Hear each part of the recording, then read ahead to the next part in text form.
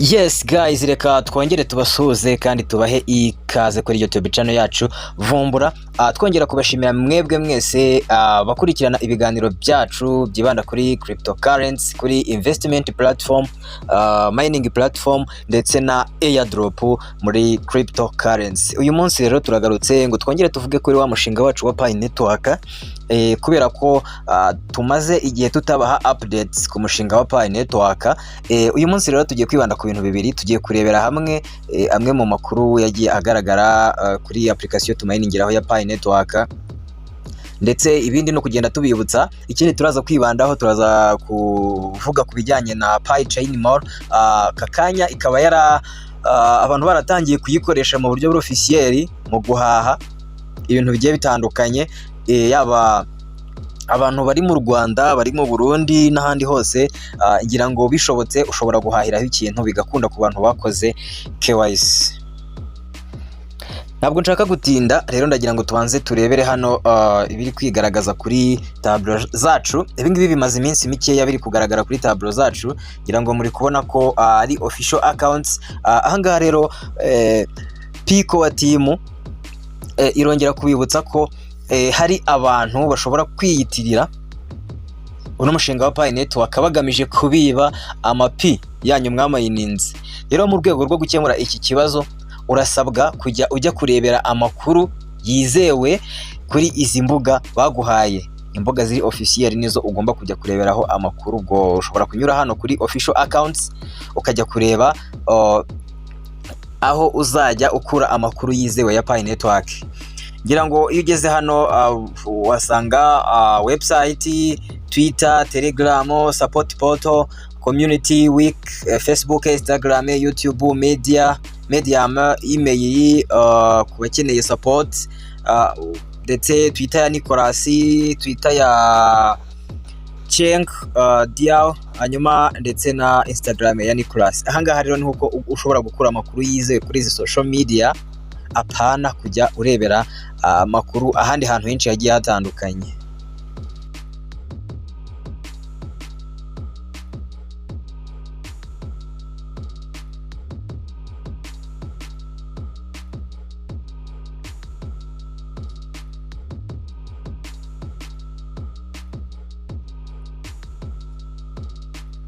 Yes guys, reka rero twongere twibukiranye ibi bintu. Ndagira ngo ubanze urebe neza nimba waradownloadinze application ya Pi browser. Hano hakaba hari akavi k'icyatsi. Wongere urebe neza nimba warakreatinze Pi wallet, urebe nimba hano hari akavi k'icyatsi. Wongere urebe neza nimba warakonfirmye icyo bita Pi wallet, nimba hano hari akavi, hano hakaba hari wallet address yawe iri confirmed. Wongere urebe neza nimba warakoze lockup, commitment to lockup configuration, urebe nimba hano hari akavi. Ibi bintu bine usabwa kuba wararangije kubikora. Hanyuma ku muntu wakoze KYC, urebe neza nimba hano hari akavi. Ubwo kubategereje KYC, nanjye ndimo, turacyategereje nyine, kandi nizera ko natwe tuzayikora kubera ko amaslot y'ama KYC agenda atangwa umunsi ku munsi. Hanyuma nyuma yo gusubmitting ibingibi urategereza, ibyo byo turabizi, utegereza iminsi 14 kugira ngo ukore migration. Hanyuma nyuma y'iyo minsi ugakora kuri migration, ukamigratinga Pi zawe. Rero step ya 8 ariyo ya nyuma, nimba wararangije gukora KYC, ushobora kugenda wemvitinga team yawe mu gukora KYC. Iki gishobora kuba kitaratangira, ariko nayo igihe cyacyo kizagera aho buri wese azasabwa gutumira abo yashyize muri team kugira ngo bakore KYC, abashe kubona za rewards cyangwa bya bihembo by'amapi yagiye yinjiza kubera bari abantu aba yaragiye atumira. Yes guys, aka kanya rero twageze kuri Pi CHAINMALL. Nkuko nari nabibabwiye, nababwiye ko turajya kuri Pi CHAINMALL naho tukagira icyo tubivugaho. Hanyuma rero nkuko muri kubibona, muri kubona ko ndi kuri Pi CHAINMALL. Hanyuma ndi kuri Pi CHAINMALL ariko global, ese iri rusange, iri generali, ntago na specifyinze igihugu nyacyo. Ikintu cya mbere ngira ngo mbabwire kuri Pi CHAINMALL, ndagira ngo mbabwire ko ibintu byahindutse. Hano igicuruzwa cyose ubona ushobora kugikanda ukaba wakigura, ukajya muri specification zacyo cyangwa explanation zacyo ugasoma, ukareba nimba gishobora kukugeraho koko, ukaba wakigura. Ubwo ndi kuvuga ku bantu bakoze ama KYC. Hanyuma rero ndagira ngo tubanze tuvuge ku kintu kijyanye n'ibiciro. Ngira ngo muri kubona ko ibiciro byinshi by'utuntu tugiye duciriritse biri muri 0 n'ibice byibuze 00 hakazaho umubare cyangwa 03 hakazaho umubare. Muri rusange cyangwa mu buryo bwa global niko ibiciro bimeze. Ngira ngo muri kubona uretse wenda nkuru rukweto ruri kugura payi enye, ariko si mpamya neza ko uyu muntu wapostinze iki kintu ntabwo nzi agaciro yagendeyeho, ariko buri wese yemerewe gushyiraho igicuruzwa agashyiraho akagena na payi yifuza kuri icyo gicuruzwa cye, ntabwo twamuveba. Ngira ngo hano muri kubonaho ibicuruzwa byinshi bigiye bitandukanye mu buryo buri rusange cyangwa mu buryo buri global. Rero impamvu naje ahangaha kuri uru rubuga no kugira ngo turebe twebwe iwacu mu Rwanda bimeze bite, abantu bagerageje gushyiraho ibicuruzwa biri kugenda bite, ni ihe comment twabaha, ni ihe advice twabaha. Mbibutsa ko umuntu ushyira igicuruzwa hano ni umuntu wakoze KYC akayipasinga, n'umuntu ugura igicuruzwa ni umuntu wakoze KYC akayipasinga, payize zikaba migrated. Ngira ngo nkuko muri kubibona, muri kubona ko muri kubona nkuru rukweto rwa Timba, sinzi nimba ari Timba, ruri kugura rwarakoreshejwe ni used material, ariko iri kugura 0 n'ibice 00002 payi.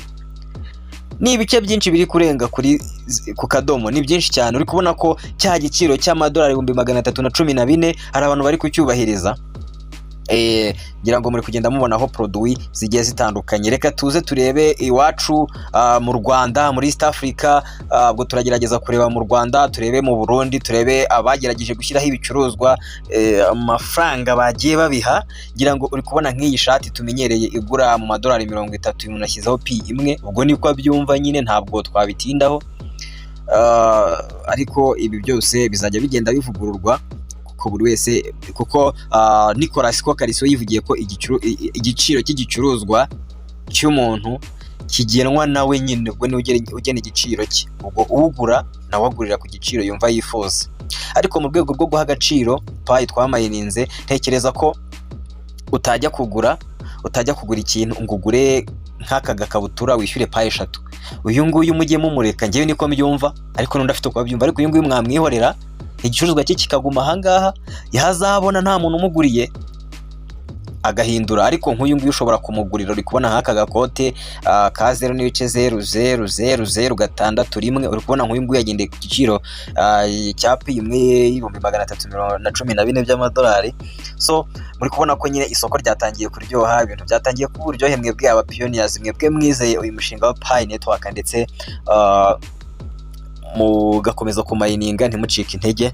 Ndetse n'abacitse intege, ntekereza ko mu minsi iri imbere bazabona ko ibintu biri seriye, nabo bakaza kwinjira muri mining, bagakomeza bakamayininga mu gihe gito dusigaje cyo kumayiningira kuri telefone, mbere yuko tujya kumayiningira kuri mudasobwa zacu binyuze mu cyo bita P-nodes.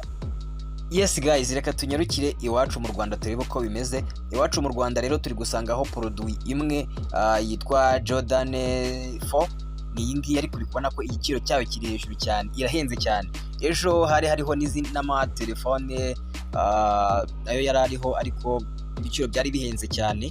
Ngira ngo aba bantu tuvuze ku Rwanda n'abantu bakoze KYC bari kwamamaza cyangwa gushyiraho ibicuruzwa, please mwihereza agaciro gato ya payi muha agaciro ko hejuru. Ngira ngo murabizi neza ko community nini cyane imayininga muri Pi Network ni y'Abashinwa.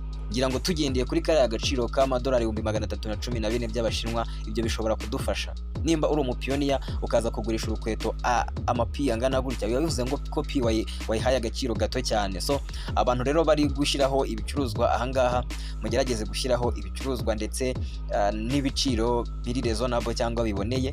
Ntabwo uyu muntu ndi kumuviba cyangwa ngo mu fake cyangwa ngo munenge. Hari uwaza aka kanya akeneye uru rukweto akarugura, ntacyo, buri wese yemerewe kurugura aka kanya, umuntu wapasinze KYC.